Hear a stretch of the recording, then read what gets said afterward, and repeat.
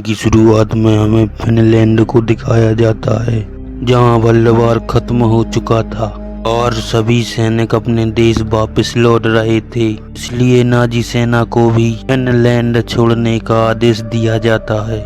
लेकिन Nazis Finland छोड़ने से पहले अपने रास्ते में आने वाली हर एक चीज को नष्ट करने लगते हैं। तभी हमें फिनलैंड के जंगलों के बीच कॉर्पी नाम का एक कमांडर दिखाया जाता है, जो कि अपनी जॉब को छोड़कर शांति की जिंदगी जीना चाहता था। इसलिए वल्लवार खत्म होने के बाद कॉर्पी अपने कुत्ते और घोड़े के साथ जंगल में ही रहने लगता है। एक दिन कॉर्पी को नदी में सोने के टुकड़े दिखाई देते हैं, इसलिए वह सोचता है कि जरूर नदी के पास कोई सोने की खदान होगी। इसलिए वह खदान की खोज में लग जाता है और वह नदी के पास गड्ढे खोदने लगता है। इसी तरह कुछ दिन गड्ढे खोदने के बाद एक बहुत सारे गड्ढे में सोना मिलता है, जिससे वह खुशी के कारण रोने लगता है, क्योंकि अब उसकी जिंदगी बदलने वाली थी।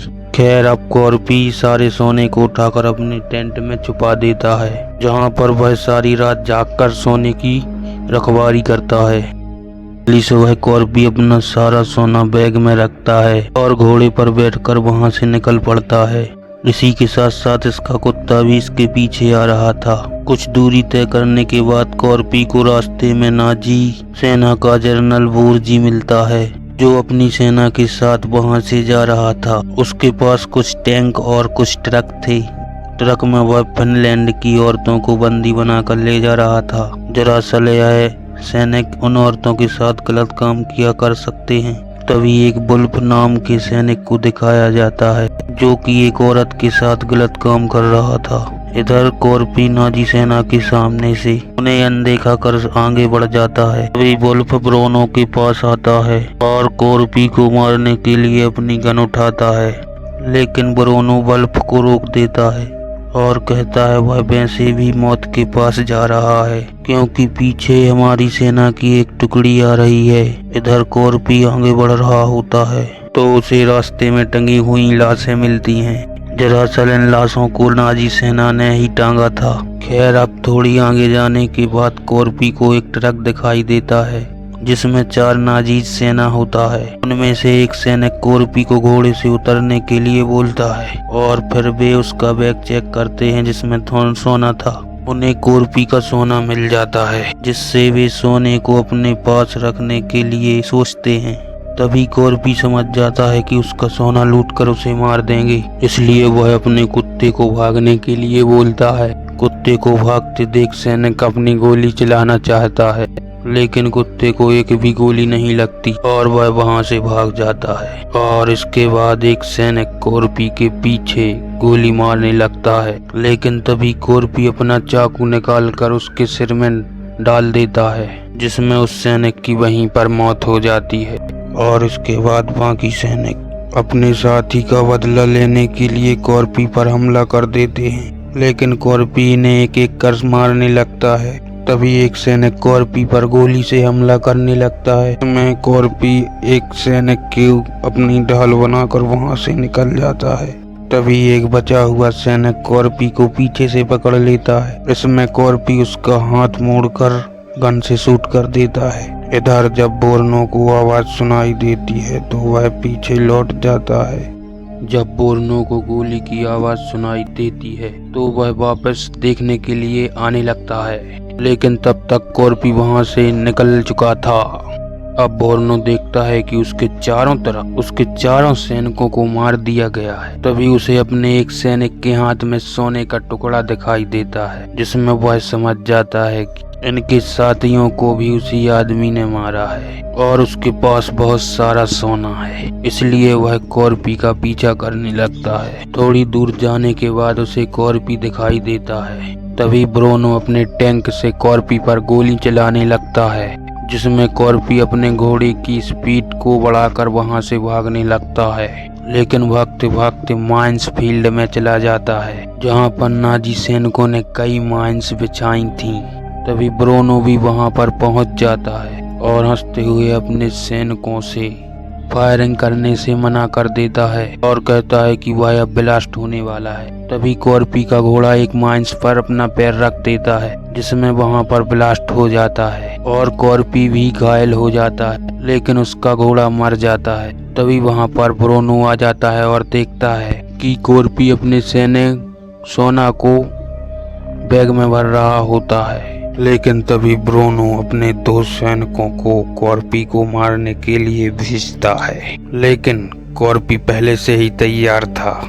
वह एक पत्थर उठाता है और माइंस पर फेंक कर उसे ब्लास्ट कर देता है, जिससे वहां पर बहुत ज्यादा धूल फैल जाती है और कॉर्पी उसी धुएं की मदद से छिप जाता है। इसके बाद ब्रोनो उस जगह की तलाशी लेने लगता है जहां पर कॉर्पी रुका हुआ था। तभी कॉर्पी को ब्रोनो के कुत्ते का एक टैग मिलता है। ब्रोनो कॉर्पी के बारे में पता करने के लिए एक हेड ऑफिस में फोन करता है। तभी हेड ऑफिस वाला उसे बताता है कि उस बूढ़े आदमी का नाम कॉर्पी है और तुम्हें उसका पीछा करना बंद करना होगा। वह कहता है कि तुम भाग्यशाली हो जो कॉर्पी के साथ मिलने के बाद भी जिंदा हो। वह बताता है कि कॉर्पी वर्ल्ड वॉर का सबसे खतरनाक कमांडो था। वर्ल्ड वॉर के दौरान रशिया के सैनिकों ने उसके परिवार को मार डाला था, जिससे वह और भी ज्यादा खतरनाक बन गया। इसने अपने ऑफिसर का ऑर्डर लेना भी बंद कर दिया, जिससे इसके ऑफिसर ने इसे अकेला ही रशियन सैनिकों को मारने जंगल में भेज दिया। लेकिन तब से लेकर अब तक 300 रशियन सैनिकों को अकेला मार चुका था, इसलिए तुम्हें उसका पीछा बंद कर देना चाहिए। लेकिन ब्रोनो ऑफिसर की एक भी बात नहीं मानता, क्योंकि वह किसी भी हालात में कॉर्पी का सोना लेना चाहता था। इधर हम आगे कॉर्पी को देखते हैं जो अपने पैर के घाव में से गोली को निकाल रहा होता है। गोली लगने की वजह से कॉर्पी काफी ज्यादा थक गई, जिसके कारण उसे नींद आ रही थी। वह थोड़ी देर वहां पर सो जाता है। तभी कॉर्पी ट्रक की आवाज सुनकर जाग जाता है और वह देखता है कि नाजी सैनिकों ने उसे अब ढूंढने के लिए कुत्तों का इस्तेमाल कर रहे हैं, इसलिए वह मौका देखकर तुरंत ट्रक के नीचे छिप जाता है और टैंक के ट्रक को फाड़कर अपने फ्यूल को ऊपर डाल लेता है, ताकि नाजी सैनिकों के कुत्ते को इसकी स्मेल ना जा सके। तभी कॉर्पी वहां से भागने लगता, लेकिन कुत्ता उसे देख लेता है और भौंकने लगता है। इसमें सैनिकों को पता चल जाता है और सभी सैनिक कॉर्पी पर गोलियां चलाने लगते हैं। एक गोली कॉर्पी के पैर में लग जाती। तभी ब्रोनो अपने कुत्ते को कॉर्पी को पकड़ने के लिए भेजता है, लेकिन कॉर्पी अपने आप में आग लगाकर पानी में कूद जाता है और वहां से भाग जाता है। लेकिन ब्रोनो को कॉर्पी का कुत्ता मिल जाता है। इसे देखकर ब्रोनो एक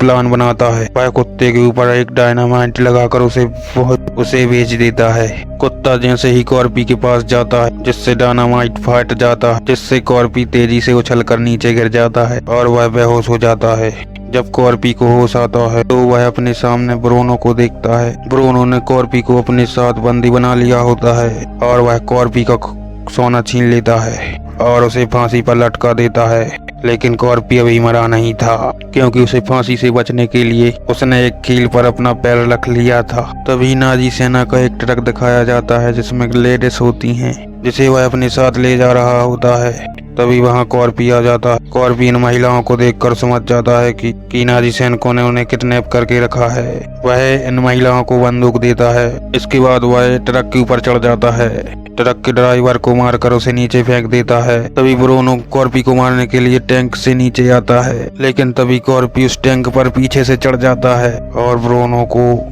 नीचे गिराकर मारने लगता है। लेकिन तभी वहां नाजी सैनिक आ जाते हैं और कॉर्पी से डरकर वहां से भाग जाते हैं। यहाँ कॉर्पी ब्रोनो को जिंदा छोड़ देता है और एक बाइक को लेकर उनका पीछा करने चले जाता है। लेकिन तभी वह औरतें भी पीछे से आ जाती हैं और ब्रोनो को मार देती हैं और उनका बदला पूरा हो जाता है। आगे हम कॉर्पी को देखते हैं जो एक हवाई जहाज पर लटका होता है। वह ब्रोनो को एक बम से बांधकर बम को खोल देता है, जिससे वह बम के साथ ही नीचे गिर जाता है और मर जाता है। इसके बाद वह प्लेन भी क्रैश हो जाता है। इसके बाद हम कॉर्पी को देखते हैं जो एक नाले में है, जो बच चुका है और फिल्म यहीं पर खत्म हो जाती है।